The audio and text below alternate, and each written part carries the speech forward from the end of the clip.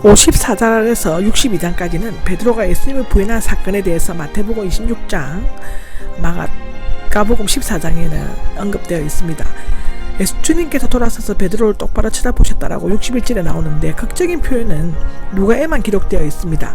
애처로우면서도 자랑스럽게 쳐다보는 주님과 눈이 마주쳤을 때 베드로의 마음은 터질 듯이 아팠을 것입니다. 그는 비로소 제 정신으로 돌아왔습니다.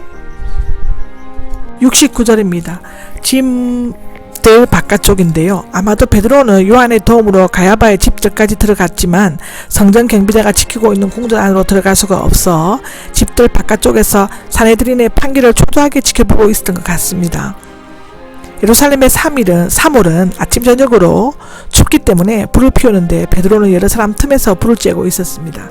이 불은 그에게 배신의 불이었지만 갈릴리 바닷가에서 피어나왔던 숯불 앞에서 받은 소명의 불이었고 마가의 다락방에서 받은 성령의 불이었습니다.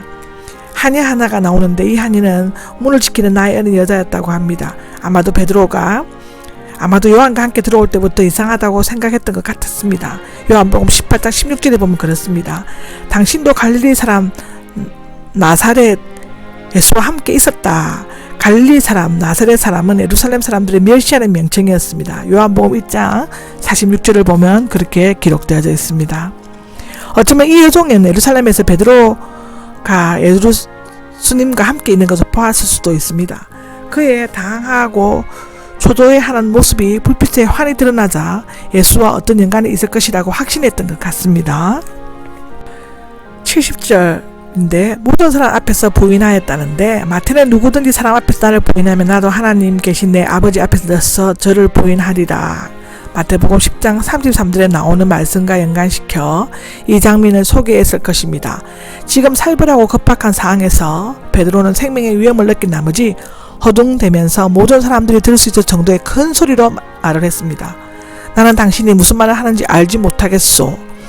이것은 옛부터 남을 속이기 위해 자주 사용되는 교활한 어법이었습니다. 그러나 그것은 자신도 모르는 사이에 터져나온 순간적인 부인이었습니다. 그러나 이 치욕적인 자기 변명은 그에게 오히려 큰 연단을 경험하고 겸손의 참뜻을 깨닫게 되는 계기가 되었을 것입니다.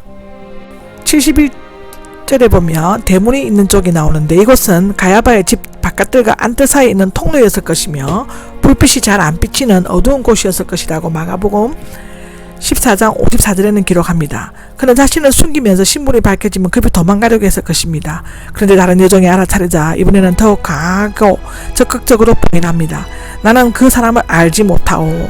사랑하고 존경하는 서성을 그 사람, 그것은 경밀할 때 쓰는 말투인데 그렇게 불렀습니다. 알면서도 모른다고 하는 위증죄까지 범한 것이었습니다. 73절에 보면 조금 오해가 나옵니다. 누가는 1시쯤 있다가 근데 이때는 닭이 2번, 즉 팔레스타인의 닭은 3번 울었다고, 12시 30분, 1시 30분, 2시 30분이라고 1시 30분 기억으로 나타냅니다. 이때 예수님은 공회에서 사형 언도를 받으시고 조롱을 당하신 후 다른 곳으로 이동 중에 있었을 것입니다. 당신의 말씨가 나오는데, 베드로는 예루살렘의 잘 다듬어진 유대 아랍어가 아닌 지방에 억센 악센트가 있는 갈릴리 아랍어를 사용했기 때문에 신분이 쉽게 드러났습니다.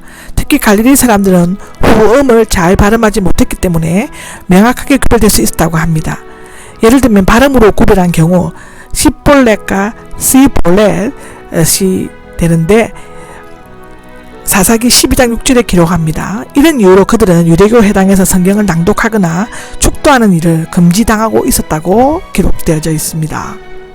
4절입니다. 저주하고 맹세하기 시작하면서가 나옵니다. 처음에는 무슨 말을 하는지 모르겠다고 하면서 부인했고, 두 번째는 그 사람을 알지 못한다 하면서 맹세하고 부인했고, 세 번째는 두 번째와 똑같이 말하면서 저주하고 맹세하였습니다. 말하는 정도의 부인하는 강도가 점차 높여지고 있습니다. 거짓말은 계속 거짓말을 배가시키면 죄는 끊어버리지 않으면 병군이나 암덩이처럼 크게 번지고 커지게 됩니다. 여기에서 저주하고 맹세하기는 하나님이 못하겠다고 해석하기 쉽지만, 실제로는 자신이 말한 것이 진실이 아니라면 자기는 하나님의 저주를 받아도 좋다는 의미입니다. 베드로는 자신이 참말을 하고 있다는 것을 맹세로 다짐함으로써 위중죄를 범하는 것이 되어버렸습니다. 그런데 그날 밤의 상황을 보면 사내들인에서는 제자들까지 붙잡아 갈 뜻이 없었던 것으로 생각되어집니다. 따라서 실제로 베드로는 큰 위험이 없었는데도 지나치게 예민한 반응을 보이면서 거짓말로 상을 벗어나려고 했던 것이 보여집니다. 그러자 곧 닭이 울었다라고 나와 있죠. 이것은 두 번째 운 것입니다. 첫 번째 언제 울었는지 알 수 없지만 베드로가 처음 부정했을 때 그 소리가 들렸을 것입니다. 75절에 보면 예수님의 말씀이 생각나서가 나오죠. 누가는 주님께서 돌이켜 베드로를 보셨다를 덧붙이고 있습니다. 이때 예수님의 다정스러운 눈빛은 소리 없이 베드로를 회개의 길로 이끌어가고 있었습니다. 아마도 이때 베드로는 자신이 얼마나 나약하고 어리석은가를 깨달은가 동시에 3번 부인하라고 말씀하신 예수님의 진정성을 다시금 느꼈을 것입니다. 그는 차마 사람들 틈에 앉아있지 못하고 밖으로 뛰쳐나가고 가슴이 찢어지는 듯한 고통을 느끼면서 매우 슬피 통곡하였다라고 기록되어져 있습니다. 전설에 의하면 베드로는 그 후에도 닭이 우는 소리를 들을 때마다 무릎 꿇고 통하는 눈물을 흘렸다고 합니다. 그러기에는 그는 며칠 후 부활의 소식을 듣게 되고 오순절 때는 최후의 교회 지도자로서 반석같이 굳게 설 수 있었습니다. 사도행전 2장 14절에 보면 그렇게 기록되어져 있습니다. 똑같은 밤에 나갔지만 베드로는 회개하면서 소망의 새벽을 향해 달려나갔고 유다는 단지 후회만을 하면서 절망의 피밭을 향해 발걸음을 옮겨졌습니다. 우리의 연약한 인간은 때로 사탄의 밀가부리듯 채질하는 시험을 당하여 넘어질 수도 있고 실수를 범할 수도 있습니다. 자신의 허물과 죄를 주님 앞에 내어놓고 얘기하느냐 하지 않느냐에 따라 구원과 멸망의 길이 결정됩니다. 베드로의 실패 이야기는 바로 우리의 모든 이야기입니다. 아멘.